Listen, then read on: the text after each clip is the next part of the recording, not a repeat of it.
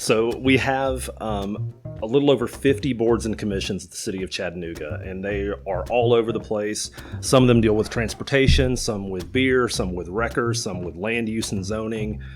So we have a lot of ways for residents of Chattanooga to serve their city. This is Chattanooga Civics. I'm Nathan Bird.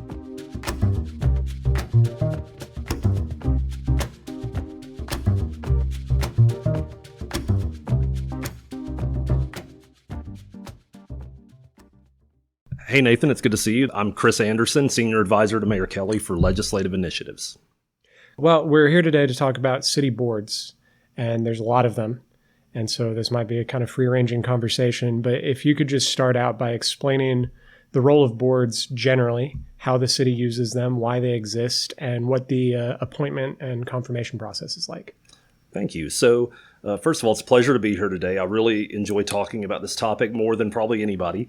So we have a little over 50 boards and commissions at the city of Chattanooga, and they are all over the place. Some of them deal with transportation, some with beer, some with wreckers, some with land use and zoning, CARTA, the library. We have all these different boards.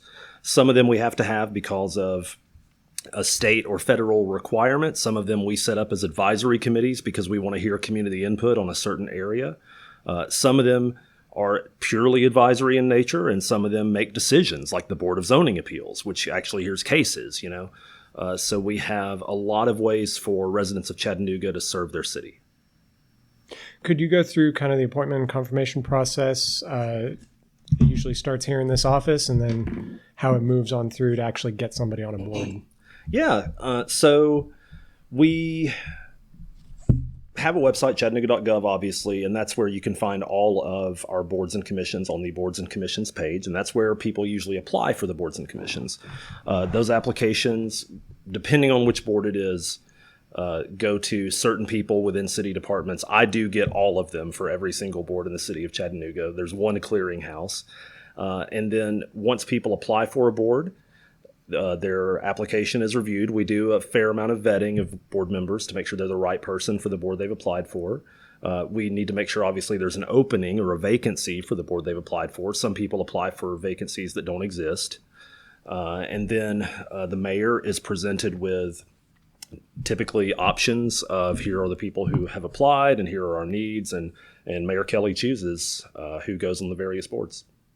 Great. And then those appointments, they go to city council. City council votes on them. Is that correct? Yeah. So any of the mayoral appointments, almost all of them have to be confirmed by city council. And then I don't want to leave out that city council members also have some board appointments. Some of the boards are also appointed by city council. The majority are mayor, but an example of a council appointed board would be the Police Advisory and Review Committee, PARC. That is a 9-member board. Each city council member has an appointment to it. The Board of Zoning Appeals and the Board of Sign Appeals would be two others that are 9-member boards, each one appointed by a different council member. Got it.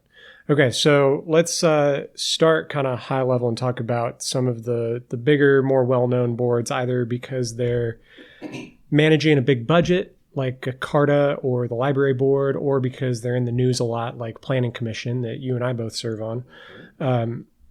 So if you could just go through some of these bigger boards, how you pick a qualified candidate and how these boards, they're making some pretty big decisions. So how do they fit into the structure of city government? That's a great question. So if you're looking at how do certain people fit into a board, for example, if you take the Board of Mechanical Examiners, this is a trade licensing board that's housed at the Land Development Office. And the bylaws of that board state that there has to be at least one HVAC contractor, at least one teacher or educator. That's typically someone from maybe an apprenticeship academy. Another has to be a representative of factory workers. They have to be a worker in some factory somewhere in Chattanooga. So a lot of times the ordinance or the bylaws of a board will dictate these are the people that have to be on here. You are a great example, Nathan, because you are on two boards. Thank you for your service. Two of the most exciting boards in terms of public attention, the Planning Commission and the Historic Zoning Commission. And by law, we are required to have a person who serves on both of those boards. A member of the Planning Commission has to be on the Historic Zoning Commission, and you graciously offered to take both of those, which we're very grateful for. I had historic zoning this morning, and it was a good time. Good. Hopefully, you approved some things and made them better in the process. That's what we try and do. Excellent. Let's dive into CARTA and the library, because those are some Planning Commission shows up in the news a lot. Yes. And people sort of know how that works. I did an episode, for those of you listening, if you go back and listen to the zoning episode I did with Councilman Ledford, we kind of explain how Planning Commission fits into the zoning process. So I don't want to belabor that point. But let's talk about CARTA and the library, because those are boards that are managing some pretty big budgets.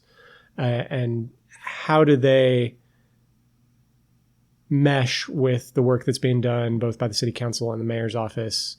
How independent do they operate, and where do they get their money from? So those two are unique because the board of the library and the board of CARTA actually hires and fires the person who runs the library or CARTA.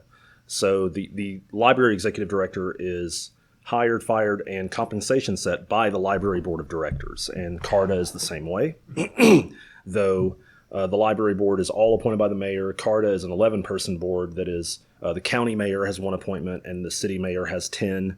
And that is based on the different funding levels from the city and the county for CARTA. If there were, let's say, if there was another municipality in Hamilton County that funded part of CARTA, they would also get a seat on that board because it's a regional transit authority, not just the city of Chattanooga. So the way those boards operate is a little more like a nonprofit board of directors than, say, an appeals board or an advisory board that's completely within the city. So they've got a greater fiduciary responsibility. They have supervision of the executive director of those two agencies. And with either of those, we look for significant subject matter expertise. And we actually, something very exciting that just happened this week was we had 8 new members and 1 reappointment for the CARTA board approved by council on Tuesday night. And earlier today at their first board meeting as board members, Johan Denischen, who's the former COO of Volkswagen, was named chair of the CARTA board, which is phenomenal to have that kind of expertise leading our transit authority, because I think we all know that CARTA could be better, that there are things that need to be improved and expanded for CARTA service. And when you bring in a lot of new opinions and new perspectives, a lot of times you can get that kind of new energy to improve services and increase the amount of service we're providing to people in the city. So that was an opportunity for, mostly new perspectives on the board. And that can be a real shift for the entire agency. Mm-hmm. Well, that's exciting. And I do really look forward to seeing how that board in particular evolves and hopefully, do a whole episode on that eventually. So these boards, you're looking for people with significant experience in one way or another, either in the industry that it's related to or, just advocacy. I know there's several kind of just public transit advocates that ended up being confirmed on that board. But you're looking for somebody with a lot of experience to serve on some of these kind of more high level, high budget, high newsworthiness kind of boards. But there's a lot of other boards that do no less important work that maybe have a little bit lower barrier to entry and are just looking to kind of get public engagement. At least that's what it seems like to me from the outside. Right. And one of those seems to be the new community advisory committees. And so I was hoping you could talk about those for a little bit. These are wonderful. So there are 10 new community advisory committees, excuse me, that are housed within the Department of Community Development. So these advisory committees, which Mayor Kelly created just a few months ago, will actually steer the programming in our various centers around town. And when they carved up the city into regions. Not every center has its own advisory committee because we have more than 10 centers, obviously.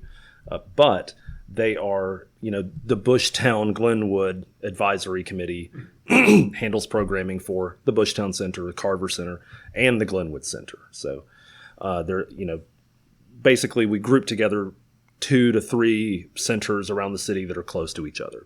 And what we want out of those is 9 people rather, for every one of those 10 committees to kind of bring different perspectives to the table. For each of those, there are 4 mayoral appointments, 1 youth appointment that's also by the mayor, and then 4 by the city council.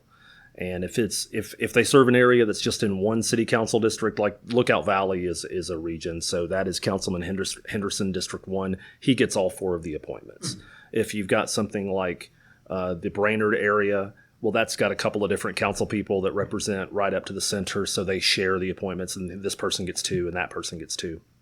But really what we wanted to do with those is take the decision-making of what's best programming in this center out of a centralized downtown city department and put it in the community's hands.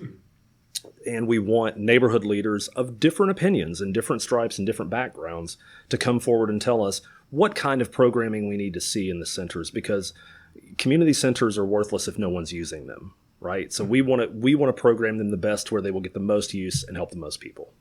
Awesome. And I do want to plug those. This is only tangentially related, but my son is doing swim lessons at the South Chattanooga Community Center right now. And it's great. It's a great resource. And I'm glad that we're getting all of this public input into these really important resource centers that when I was growing up, I didn't really know much about and didn't get to use very much. So that's awesome. And you're lucky because you live in St. Elmo, where you're the president of St. Elmo, I believe. Just not the neighbor association, but the whole area. You're the president. Community Association of Historic St. Elmo. It is a very long title. Yes. Yeah. We just call it CASE and we leave it at that. And so, yeah, the Community Association, it covers that neighborhood. And you've got one of the super centers. The South Chattanooga Center is a super center. It's got a recording studio in it. Mm-hmm. It's got one of the pools. There's a lot of great public amenities that are there for our residents. Yes. Yeah, it's fantastic. So big plug for those. And I'm excited to see what these community advisory committees do. Are their decisions, I guess, handed to somebody who actually manages them and picks the ones that are feasible, or how does that process work? They come up the chain through the Department of Community Development, but the 2 gentlemen who oversee all of the centers for the city are deeply involved with all 10 of those committees. Mm-hmm. So they're not just getting an email after a committee meeting. They're in the committee meetings and they're hearing. They're not running them, but they're witnessing them and listening to the feedback. And that's where we're hearing from the people who actually utilize the centers. And mm-hmm. we're not telling them this is what you should want in the center. We're hearing from them, this is what the public demands. Right. So I want to move on and talk about, just kind of give you the floor to highlight a few boards that might be lesser known that maybe you're looking for people to serve on right now, or maybe you just want to highlight what they do. So take it away, 2 or 3.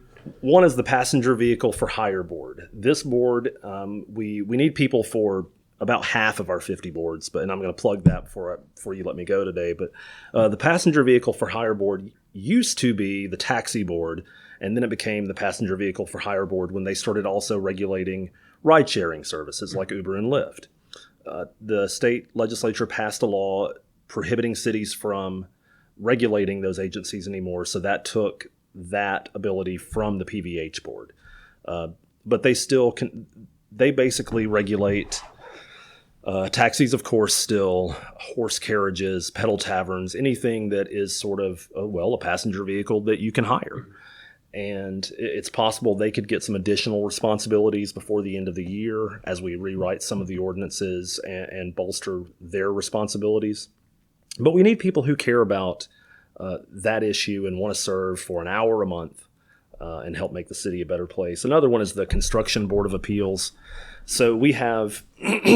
In Chattanooga City Government, we have adopted the 2018 International Building Code, and the 2018 code was just adopted a few years ago. It's not uncommon to have a code that's several years old, as you know from your profession. So they just adopted the 2018 standards. If the building codes are not designed to be 100% a one-size-fits-all code for every city, so every city has some sort of appeals or exceptions or additional rules or some rules they don't follow when they adopt them. So the Construction Board of Appeals actually hears appeals to the building code, and they are empowered to grant variances to it. So let's say you've got an issue with a fire rating that maybe you shouldn't have to build because of what's next to you, or it's all brick on the outside, or whatever the issue is. The Construction Board of Appeals is very important because to be on that board, you have to have expertise in one of the areas they work in. So like we are required to have a fire safety person on that board. We have to have an electrician on that board. We have to have a plumber on that board. Everybody in every industry that they regulate has to be represented. And they meet once a month and are often overlooked. They meet, at 3:00 in the afternoon on a Wednesday at the Development Resource Center. And, they don't get a lot of news articles written about them, but that board is something that they have solved some complicated problems over the years that have resulted in good things being built in the city of Chattanooga that are safe, but also a benefit to the community. So the Construction Board of Appeals is really important. We're short a couple of people on that board out of 9, and hopefully we'll have those filled soon. Great. Did I see correctly, I might be making this up, but that the Public Art Commission or Committee or Board, these all have different names. They all fit under the label of boards, but some of them are called committees and some are commissions and some are just boards. So Forgive me for getting the terminology wrong. But it is a commission. You got it. That one is a commission. Yeah. Okay. So the Public Art Commission deals with obviously public art that the city owns. It does not deal with necessarily, what corporations do. Like if Blue Cross wants to put a mural up on Cameron Hill, they don't have the power to stop that or anything like that. But their mission is to, encourage public art and to help guide the city's public art mission. So right now we are looking for members for the Public Art Commission because a bunch of them are about to have terms that expire this season. So some of them want to stay and be reappointed, and they'll be considered for reappointment, and some of them don't. So we know that at least some of the spots will be up for grabs. I mean, they're all, if there's a reappointment, it's not guaranteed. We look at every seat, but we know that we're definitely going to have some new people on the Public Art Commission here in a couple of months. So I would encourage anybody who has an interest in public art, particularly people who have worked in it, to apply for that. So how can folks apply, and also what does the vetting process look like? I guess I'm sure it varies from board to board, but in general, are you doing interviews or are you just kind of doing general research about a person's resume?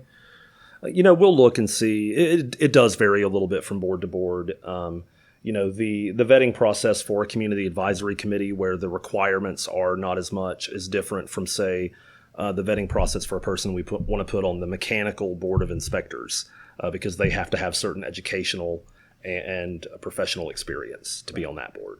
And it's very narrowly defined. But in order to apply for a board, all you have to do is go to chattanooga.gov, or if you don't want to type all those letters, cha.city/boards, cha.city/boards. And that will be in the show notes, so you can just go click on it and fill out those applications and see what the upcoming vacancies are and everything. That's right. And we've got vacancies for the community advisory committees. We've got one on the Board of Zoning Appeals. We've got one for District 2, which is mostly North Chattanooga, on the Beer and Wrecker Board. That's a hot one that people want to be on. We have some spots on the Land Bank Authority, at the Head Start Governing Board, at the Industrial Development Board. I could go on and on. The Scenic Cities Beautiful Commission, the Sports Authority, and the Tree Commission has one spot. So no matter what interests you, if you live in the city of Chattanooga and you want to serve on a board, we will find a place for you to contribute to your community. Awesome. So the last question that I have is, how is this administration using board appointments, and what are you looking for in board appointments to kind of fit with the One Chattanooga agenda?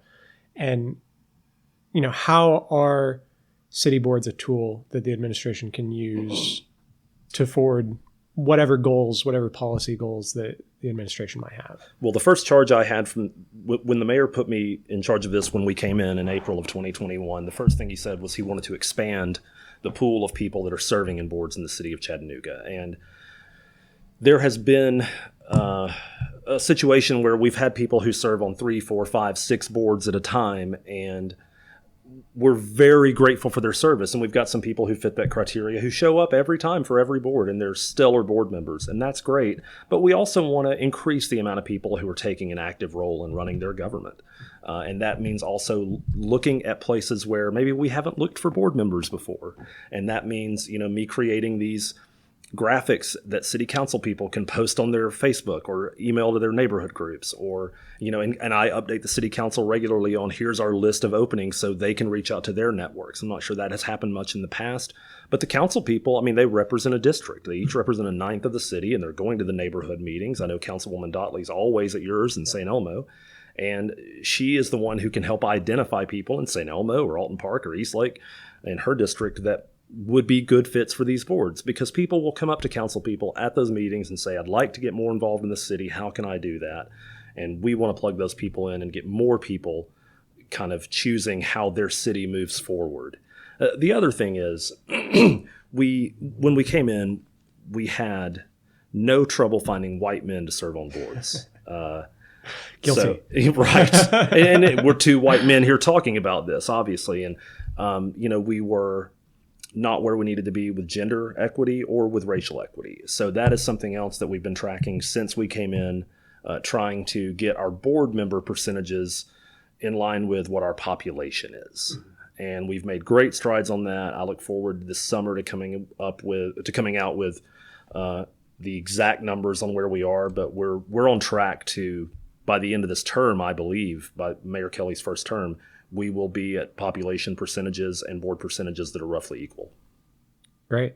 One thing, just kind of off the top of my head, talking about this idea of trying to get better representation, more diverse representation, how does the time and format of these meetings, can that change to accommodate, people who are working a job from 9 to 5 and can't get off of work to serve at a board that meets at 3 p.m. on a Wednesday, things like that? Is that something the administration is looking at or has much control over?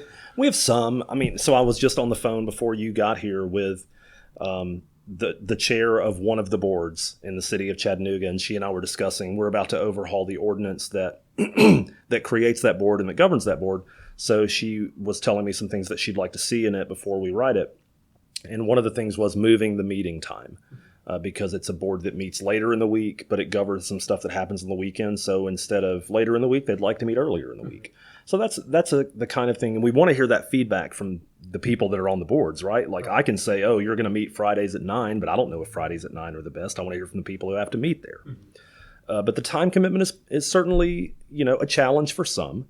And, you and I are fortunate enough to get to spend at least half a day on one Monday a month at the Planning Commission. That's a huge time commitment.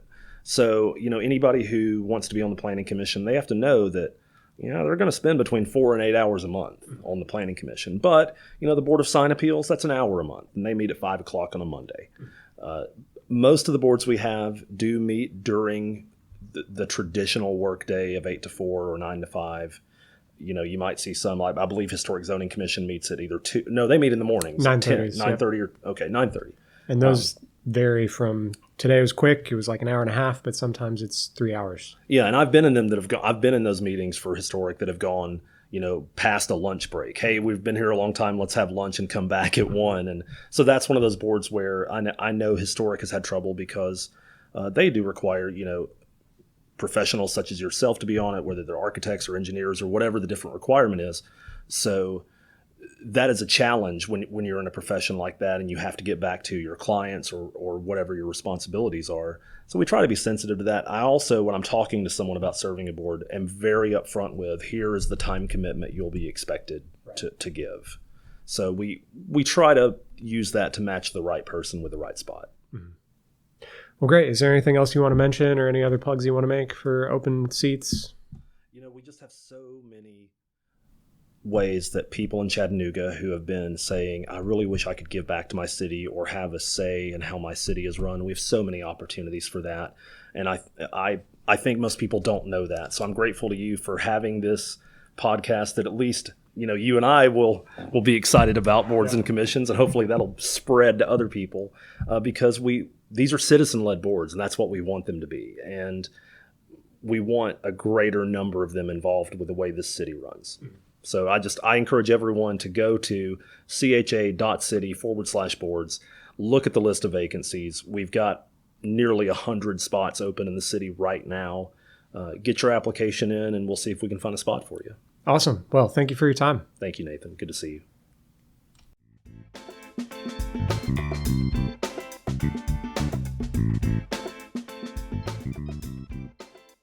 I hope you've enjoyed this episode of Chattanooga Civics. Our music was written and recorded by Kevin MacLeod. If you have any questions or feedback, please send me an email at chattanoogacivics@gmail.com. You can follow me on Facebook, Twitter, and Instagram @chatcivics, or visit the website chattanoogacivics.com. Thanks for listening.